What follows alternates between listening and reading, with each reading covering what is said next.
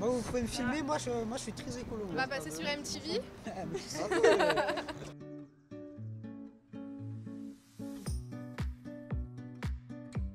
J'essaie d'acheter des choses bio, de respecter l'environnement, mais c'est compliqué au quotidien. Parce que je sais qu'il y a plein de réflexes que je fais pas en fait.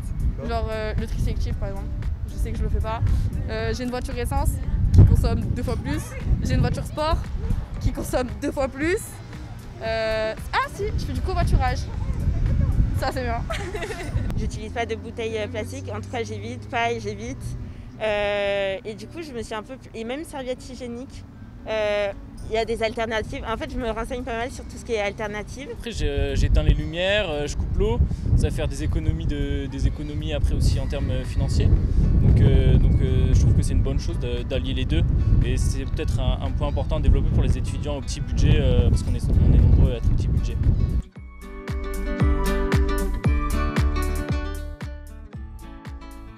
On est ceux qui vont éduquer les futures générations, donc forcément on a un rôle, parce qu'on s'inscrit dans une lignée qui va continuer, enfin peut-être, si on fout pas trop la merde. C'est censuré merde. Bah oui, parce que c'est nous le futur, donc on a un peu pas trop le choix. Si on veut que les choses changent, Ça commence faut par que... Voilà, c'est ça. Après, moi je trouve que quand on est étudiant, c'est difficile d'être écolo.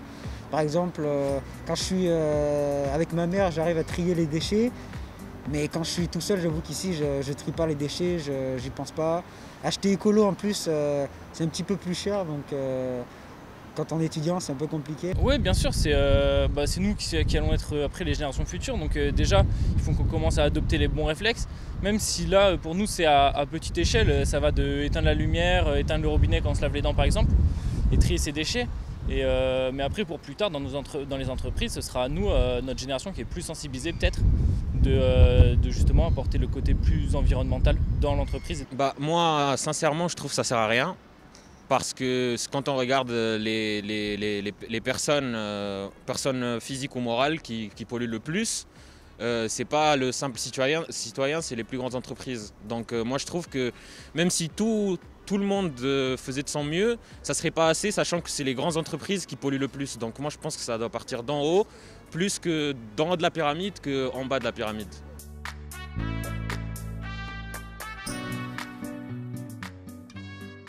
Le confinement, ça a permis un peu d'améliorer entre guillemets la pollution.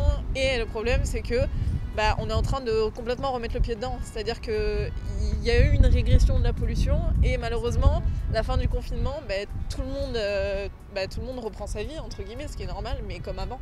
Et le problème, c'est qu'il faut vraiment que tout le monde s'y mette parce qu'il y en a plein qui font ouais, c'est bon, je le ferai après. J'ai l'impression que nous, les jeunes, on est plus concernés parce que vu qu'on sait qu'on va être là pendant très longtemps, du coup on essaie de se mettre à fond. Et moi là, j'ai oublié de le dire tout à l'heure, mais je suis à l'association Hygiène Environnement à Dienne du coup.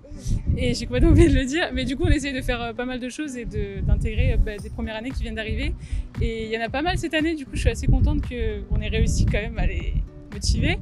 Donc on a vu que lorsque la production s'arrête, la planète va mieux. Sauf que là, lorsqu'on est en moment de pandémie, on ne pense qu'au moment où on va pouvoir atteindre le seuil de production d'avant. On ne fait que penser à ça, donc je ne vois pas comment ça pourrait s'améliorer après la pandémie, puisque le but maintenant est d'atteindre, voire de dépasser les seuils de productivité qu'on avait avant. J'espère. Après, pendant le confinement, c'est vrai que ça s'était pas mal amélioré. Il y avait eu des animaux qui étaient un peu réapparus dans des ports et tout. Il y avait des vidéos, c'était hyper cool de voir ça et de se dire que en fait on a détruit pas mal de choses, mais il y a quand même des choses qui restent, des coraux qui sont encore là, etc. Encore des choses à protéger, d'où l'intérêt de se motiver.